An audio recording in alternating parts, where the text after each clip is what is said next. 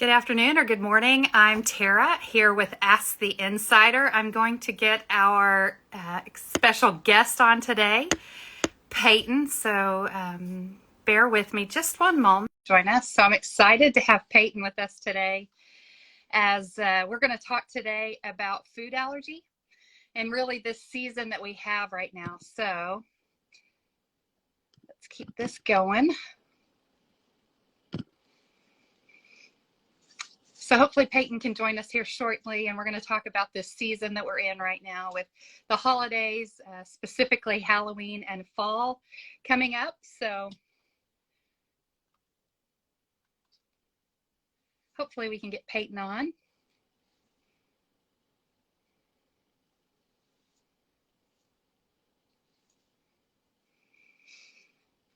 I hope everybody can see my teal pumpkin back there. That's going to be part of the conversation today is the Teal Pumpkin Project for those that are dealing with food allergies and the opportunity to provide and include them in some of the festivities. So I'm seeing we're having just a little bit of problem with our guest here. So we're going to try again. Hopefully she can hop on here in just a minute. She's got a great story. You know, we go out there looking just because there's so many people with such great stories to tell that we are always looking for people when it comes to allergy. But with that information, what can we do that? And we want to spread that bigger on this platform, which is social media. So we're going to keep trying this. If we can't get it, we may try another way, but let's just try once again and see if we can get Payton to join us today. There we are. Hello. Hey, we got it going. Good to see you, Payton. Great to see you too. Glad we got it up and running. Okay.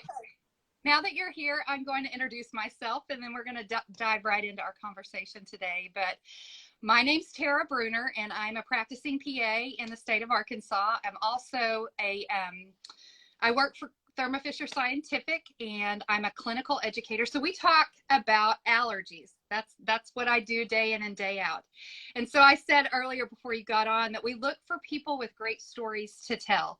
So Payton, just hop on here. I'm so excited. Tell us about your platform and a little bit about your history so everybody can. Yeah, sounds great. Yeah, so my name is Payton Robinson. I am the creator of the Allergy Strategy, which is a social media platform on Instagram and TikTok designed to encourage, empower, and educate people within the food allergy community and beyond. So just individuals all over the world to kind of connect over this really nation-specific thing that typically, you know, people who have dealt with food allergies have the experience of and know a lot about because we have lived with it. So that being said, I myself have had anaphylactic food allergies to dairy, eggs, peanuts, fish, and shellfish for my entire life. So I'm going on 22 years this year of dealing with those. And for a long time, a large part of my life, I really wanted to deny that that was a part of my life. So I kind of, you know, would just avoid the topic of the food allergies as much as I could while still being safe. Like literally did not want to talk about it. I just wanted to kind of have my own snacks or whatever if I had to have that, and you know, wash my hands when I had to, avoid things I had to, but I did not want to share about it. But a severe reaction, which we can, you know, talk about a little bit later, that I had when I was 17 really put things in perspective and helped me realize that, okay, this is something that, you know, I've dealt with, and so I really want to use this challenge for something positive and to help other people and to just encourage people in this idea that, you know, you can have food allergies and still make the most of your life, you know, and really turn things for good and for positive. So that's what this platform is. And I'm really thankful to be here today and just to get to talk about this now. You've got my curiosity. So you've had this for 22 years. Tell me a little bit about how you and your family knew early on. Yes. Into five. That's a lot. Yeah. Yes. So my poor sweet mother, she's precious, and my dad, bless them. That first year of my life, they did not sleep a lot. I was sick consistently, had a lot of severe stomach issues, basically every time I was eating. And interestingly, as I've talked to my family about it, and you definitely most likely know this as well, a while, even 10 years ago, 10, 12 years ago, there just was not as much of an awareness just in the general population. It's so far as resources go as well, even with food allergies, which is why I'm so thankful for Allergy Insider and for fan those things that are really growing to educate people, because my family, my parents were literally like, what is going on? We have this poor sick baby. They thought I was gonna be just the sweet, quiet, little angel child. No, screaming, crying, like literally sick constantly.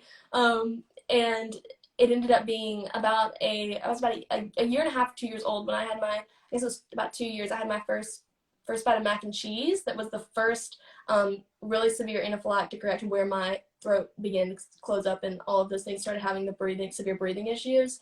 And that's when I went in and was tested, and they recognized that, that I had these really, really severe food allergies. And it was interesting because prior to that time, my parents, my mom and dad had really tried to cut out some allergens as much as they could, but didn't have that same education to know, okay, well, it's not actually just milk. It's not actually just plain milk. It's also milk proteins, so whey and casein and all those things as well. So that And was all sorts of foods. Yeah.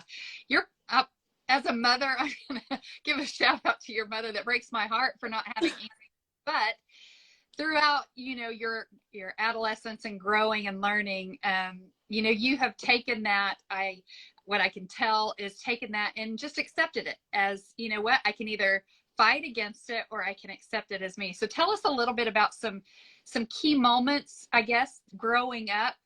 And we're talking right now about Halloween, and I mentioned the Teal Pumpkin Project. I see yours. Looks great. Food allergies. Tell us, as somebody who has lived this season, tell us maybe some stories of Halloween and maybe some time of the year that things have hindered you or been problematic. Yeah, absolutely. Yes. So most of the time, it's a really beautiful thing that in a lot of cultures and ours here in the United States as well, like food is such a central part of culture and of gathering together and of in all on many levels and lots of Yeah. culture, any kind of celebrations, exactly.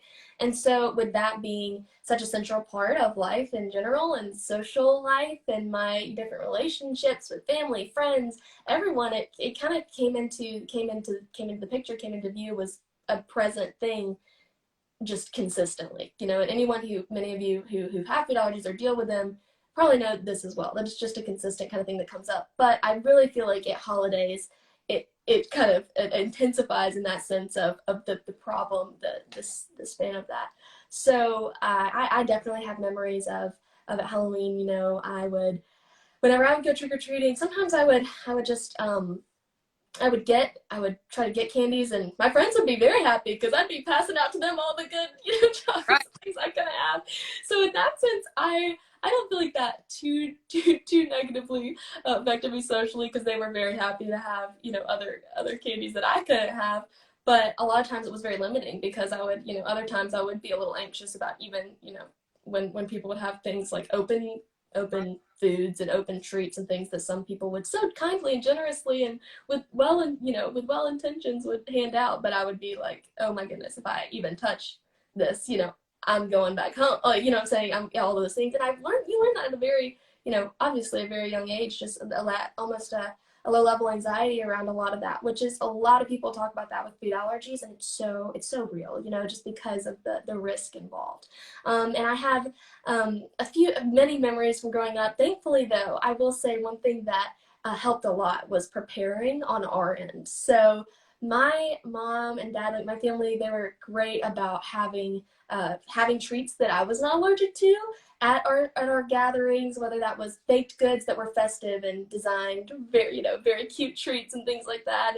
And having that even in my mind that, okay, well, there are things that I can eat at home, and really having that perspective of, okay, I'm going to focus on what I can have and what is safe for me instead of just what I can't and what isn't going to be safe and all of those things, because that kind of made a victimized, like limiting mindset. And so I think, yeah, that shift was really important. And one other thing I want to bring up, because you mentioned my family and how they handled it, that's super influential, like in my mindset on it. And so that's why I really want to encourage, families who deal with this. The language around how you talk about this part of your life is so important. And my mom really specifically would speak so much life over this situation. And she would say, Payton, this is only weird if you make it weird. Like, this is only going to be, weird to your friends if it's weird to you. So that's where I really developed that idea of like, okay, I'm going to own this. And yeah, this is a part of my life. And, people who are the friends that I'm supposed to have and the people I'm supposed to keep close will respect that and want to keep me safe, because it is a life or death thing, not kind of, like it is, so that's really how kind of the mindset I would have in navigating that helped so much. Think of something that I'm hearing is, it's not just that fear, life or death, Right, but it's the social, it's the emotional, the mental aspect that it sounds like was a very healthy atmosphere for you to grow up in. mm-hmm. So you grow up in this healthy atmosphere. Now you're in college, you're an adult. Tell me about that transition. Yeah, so I will never forget my senior year of high school. It was, as we would go on college tours, sometimes I remember even in some of the dining halls, I would see like even the silk, the non-dairy options in the dining halls, and I'd be like, oh my gosh, like I'd be so excited, and other people in the group would be like, well, it's just a dining hall, but just seeing like, okay, there's an opportunity where I could be like everyone else here and like go get that thing at different schools. But I will say a lot of times it was very limited, and sometimes we would talk to certain schools and they'd be like, no, we don't really have a lot of options for people with food allergies, but you don't have to do a meal plan, you can do your own thing. And as I learned What do you do? what was that? Please repeat. I Get in your dorm. I mean, what are you going to do there? That's, again, exactly. so. Exactly, yes. And so when I went to tour Elon University, which is where I'm in school currently, in my last year there, sadly. But when we went and toured, I'll never forget, I don't know if we actually knew about it when we first toured. It was when we called later on as I was trying to make this decision. I was really torn between a few different places. And of course, the food allergy element was huge because, okay, well, where am I going to eat? Have to eat to live, have to eat safely to live. How's that piece going to work? And I remember we called, we had really been, my family faith is a big thing to us. So we had been praying a lot too about this decision and praying for things to open up. And this is a huge part of my life. And so we called and to speak to the health and wellness manager there who was over the dining halls. And she says, actually, I think I should bring this up. We have a whole allergen free station that is free of the common allergens in our dining hall. And I remember my mom, I think, started like tearing up on the phone because yes, because she realized this is going to be a reality. And I mean, many families, rightfully so, are concerned about that element, And so I remember just literally jumping out. I know we were sitting in the dining hall, and I like was jumping, like dancing around. I was like, I'm gonna like have a day, like do something normal, experience. And so I'm so thankful for that, and thankful for that experience. Definitely made the transition easier. But go ahead. I have another question. Yes, that's great that they provide that. That is, inclusive and you can socialize and still live without fear. Any time that you had with cross-contamination or living in fear or even having to go to hospital or use your EpiPen, anything like that? Yeah, thank you for bringing that up because, of course, yeah, there are those challenges, right? And yes, exactly. That definitely, it came. There's been a few instances throughout my 4 years, but the main issues that I would have were when I had tried to venture out to other dining halls, right? So we have three. We have three on campus, and this particular allergy-friendly station currently, they have procedures and protocol where uh, any tools that they use to serve are set to that station. They don't leave that station. They're clean. Everything stays there away from the top. It's the top 8 allergens currently. It's what they avoid, common allergens. So not obviously the whole 12, but they do what they can to avoid those specifically. And the other dining halls, however, they have ingredients listed, which is super helpful if you do not have a severe allergy. But I learned very early on my first year that sometimes those aren't necessarily perfectly followed sometimes, or sometimes there is cross-contamination. And I had a pretty severe reaction. I actually believe it was sophomore year. It was sophomore year that I had a cross-contamination reaction in a different dining hall where it said it was a completely allergy-friendly meal. However, it wasn't at that station, and that was a risk that I had taken. And I think it's important to acknowledge that no one handles this perfectly, and that should I have taken that risk? No, but I learned from it, thankfully. And I just encourage people, it's never worth that risk, because I get it firsthand, that social pressure, when you are with a group of people, and even sometimes your physical hunger cues, like you're really hungry, maybe you didn't plan to bring your own snack this time, and it is hard. I do not want to diminish that, because I remember even that day thinking, oh, this looks like so good, this is such a cool option, I've never even had this food item, because I've never seen an allergy friendly version of it. And that is sad that it kind of turned out that way. I had a severe reaction. Thankfully, was able to take medication, and was ended up being fine. I took it immediately, right as soon as I knew, and that's so important. Just another thing I want to encourage everyone as well: keep that medication on you and take it immediately at the first symptom, because even if you don't know how severe it's going to be, you don't want to find out, right? So go ahead and take, even if you're not sure. I would, that was from my experience, at least. I'm glad I did that, and yeah, it's just important to be prepared in that sense. I learned an important lesson there. And it was also a really interesting opportunity. And I found this with other challenges I've had with food allergies too. It's been an interesting opportunity for people that I'm close to show me love and grace and compassion and generosity in really unique ways. And I've learned so much about just the goodness of people around me's hearts. And I'm so thankful that I have, had some people around me. And that hasn't always been the case, because there have been other times and other instances where it's been the opposite. And I've learned a lot. I've learned, okay, this isn't a safe, physically, emotionally, any of those things, safe, relationships. So that's one specific challenge, but yeah, I definitely learned a lot from it. So glad you asked that. Yeah. I think that we had, there's two things. One, there was a question in the chat asking, okay, if I'm a senior and I have food allergies, do you have any advice? Mm. The other thing that I want to bring out in this conversation is, how do you know? How do you know what's 5? How do you, as an adult now, know your allergies, and how do you manage this with your specialist? Mm-hmm. So 2 questions there. Yeah, that's great. That's a great question. I would say for seniors, if you're a senior in high school, that would be something to definitely look at if you're considering college. I know that's not everyone's path, but if that is something you're considering, and if that's something that you're applying for, you're applying for schools and things like that, looking at schools, trying to make that decision, definitely get in touch with a health and wellness manager there who's over the dining halls and dining plans.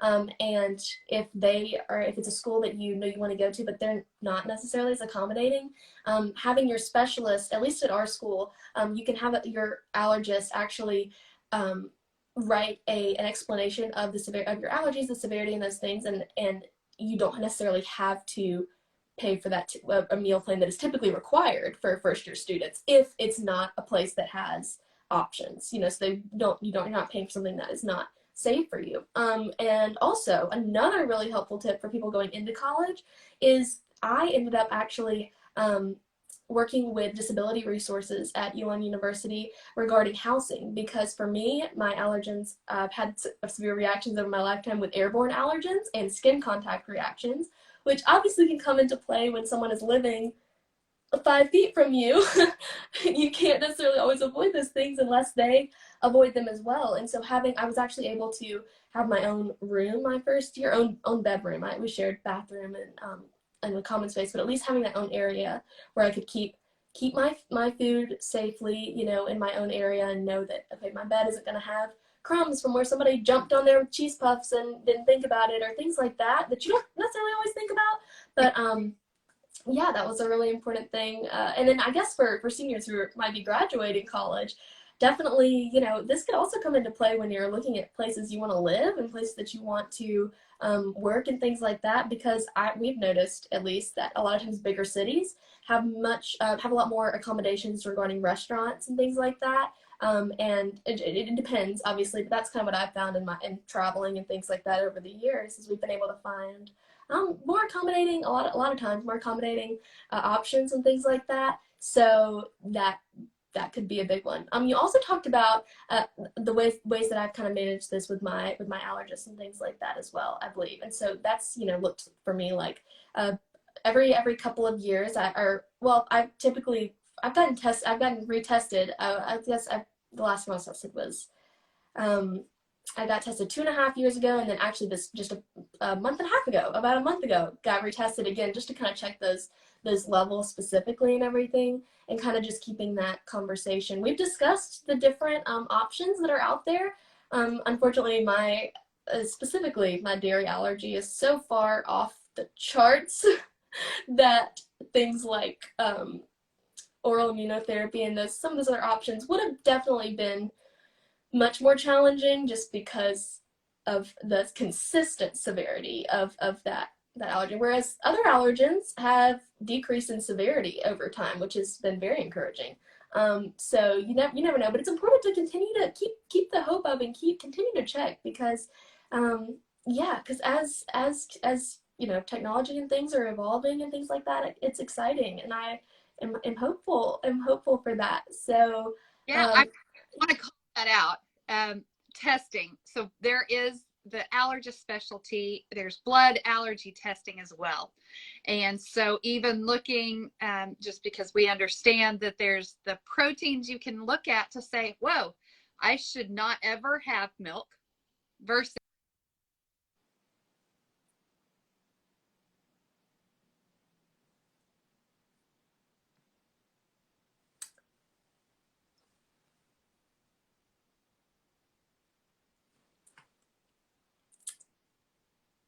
okay, really quickly, I have one in my the sound now. your responsibility now. And so I think that your perspective has been so enlightening to hear. This isn't a burden for me. This is an opportunity, and your platform and your messaging, I think, is just refreshing.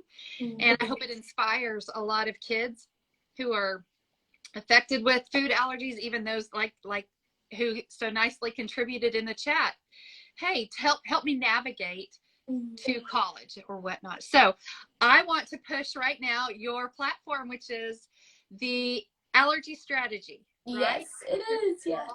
Okay, so what platforms are you on? We know you're on Instagram. I'm also on TikTok some as well. I'm typically more on Instagram. That's where you can find a lot more things currently, but we're kind of moving in the TikTok direction as well, kind of starting to come up with some more ideas there. And hopefully we'll have I'm really looking at doing a website type blog as well, to help kind of condense specifically recipes and things like that, and resources.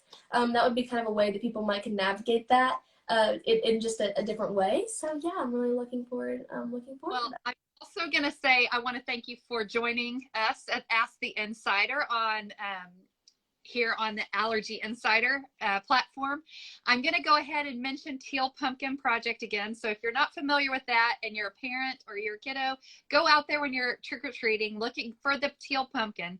Those are houses that give food allergy safe treats. Yeah. And I recommend everybody have, the option for those kids that come trick-or-treating. So partnering with FAIR, it's a food allergy research group that sponsors the Teal Pumpkin Project.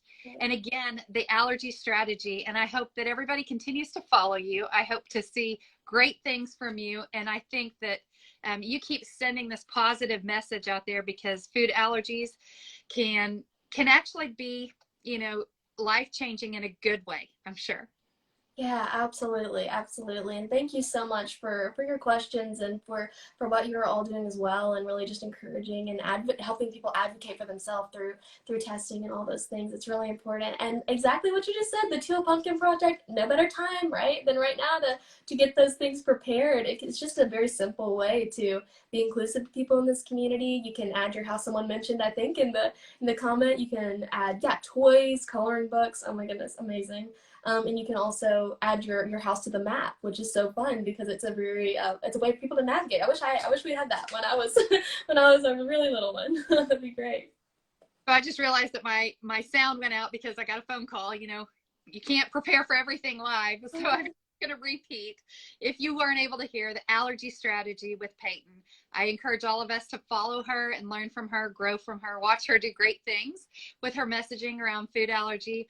Also, the Teal Pumpkin Project through FAIR, which is a food allergy research group, and also Ask the Insider on here on the Allergy Insider platform. So again, any questions, please continue this dialogue, and we hope to join you next time.